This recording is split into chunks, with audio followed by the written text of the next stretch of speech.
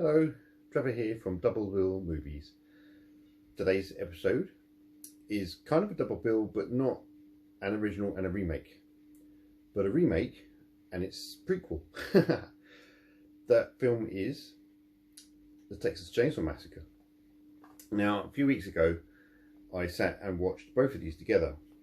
I didn't realise that this is an American release. I didn't realise that it was region free. So when I found that out, and I found a UK source for buying this, I snapped it up. Slightly annoyed that there is a director's cut, so there's a longer version, and I think of this one as well.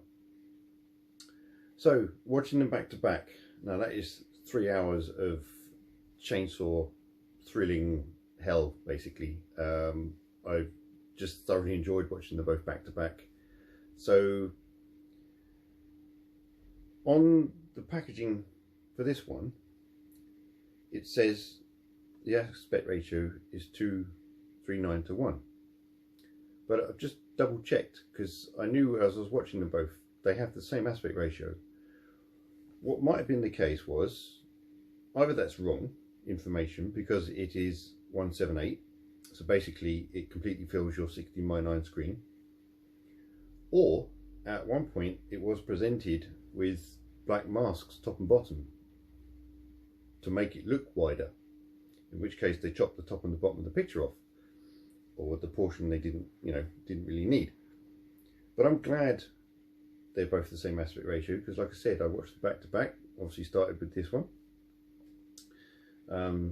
Texas Chainsaw Massacre at the beginning, and then as soon as the credits started to roll, pulled it out and put this one in. So as kind of one long movie, they really work because Ali Ermey reprises his role for this one as the sheriff. So obviously a different cast because, as we know, not everyone makes it to the end of these films, do they? And now the good thing was I actually did a couple of watch throughs on this film, and it was the first time I saw it when I was at Sony. No idea what for, whether it was for this disc. It was Blu-ray, and I remember basically thinking, oh well, this has kind of had a lower budget than the other one, because it's like they kind of copped out a little bit on the color grading and the color grading, because the color timing is different. The color grading is the overall look of the film and how they wanted to present it to us. And the first time I watched it, it was kind of, in the darker areas, it was green, you know, almost like green. Yeah, silly Trevor. I can't think of not quite a grass green, but anyway. And so I was expecting to see that on this. Now, you know, I keep going on about TV settings and this, that and the other. And yes, I am going to do a video as to why I keep going on about it. Now that I have mine in a much better setup, these two movies, although have a different colour grading, complemented each other. The picture on this was absolutely phenomenal. The detail and the clarity, the black levels, the highs, the lows. You know, this is without HDR because it's only Blu-ray. I was like, whoa. So what I watched at Sony, albeit the same content, didn't look anywhere near as good, purely because the TV wasn't set up right. You know, I may have played around with the settings because that's kind of what I did, but I still had them on the wrong settings. Anyway, so without getting too much into that, what I really like about these two movies, not only, like I said, basically making one long movie, is it takes what the amazing original does and just shows it differently. You know, I like the fact you get to see him making masks and the you know, Leatherface making his masks and where he gets them from, kind of thing, rather than just in different scenes. In this one, basically in different scenes he's got different faces on. We don't really get to see much of that, and you don't need to in this one. You know, it's all about the chainsaw and the chasing and you know, the running around and screaming and all the other aspects. So as a remake, I really liked that we got to see more detail, and I like how it was done. It wasn't, I think this one's a bit more bloody than this one, because as we all know, this has next to no blood in it at all. For such a gruesome film, you know, I think our brains put the blood into it, but there's basically none in there. So to be able to see, you know, those details, keep it as the same movie. Let's just stick with this one for now. So keeps it as the same movie, but in a completely different light, in a more modern setting. Although it's set in the same era, it's not like they brought it up to you know, the 21st century or anything. Excuse me. It's still set in the 70s, and you know, they're still going to a concert and still driving a sort of a souped up but slightly crappy van. Yeah, you know, so maybe the house in this one, that's obviously very different, but why not? You know, you've got to put your own stamp on these things, don't you? Now, the other reason I like both these movies, and the fact that they're modern, is the sound. You know, if you haven't seen one of my videos before where I said how addicted I am to sound, then I'll say it again here. I'm addicted to sound. They just sound brilliant, phenomenal. You know, music wise, sound effects wise, everything, the dialogue. So yeah, there we go. The Texas Chainsaw Massacre, the remake, and its prequel, which to me really sets up nicely both films. And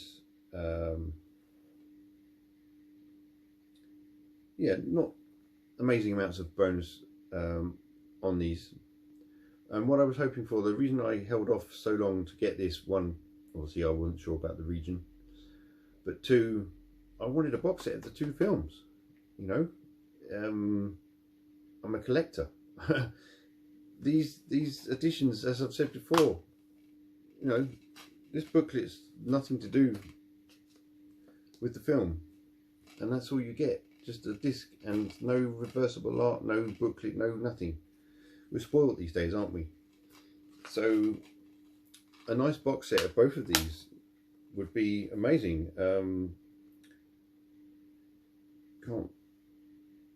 Well, that's Warner Brothers, so that's different, but and this is Entertainment, not Entertainment One, or is it? I don't know, can't see, I'm not going to put my glasses on.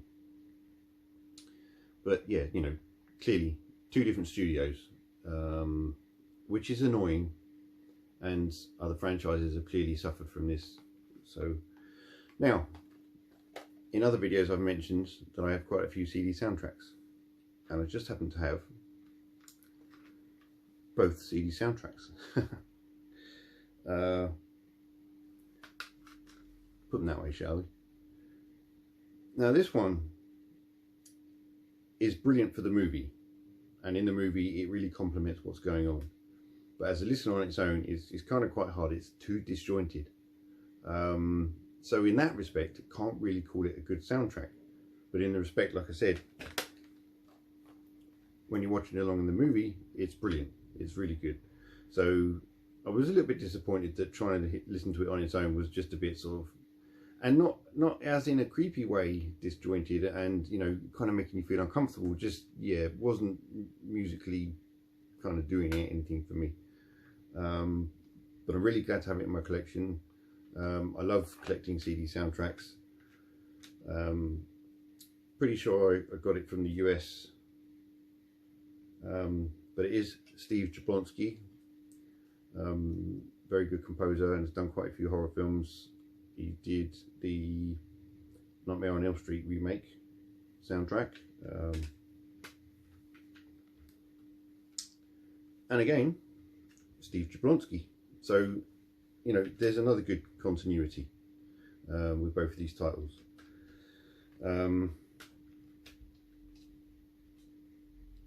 Now this one, as a listen, is brilliant. It is creepy. It really sort of takes you through the film, even if you're not watching it, you know. And it's a good listen. It really works. So again, let's see if I can get all this in my hands.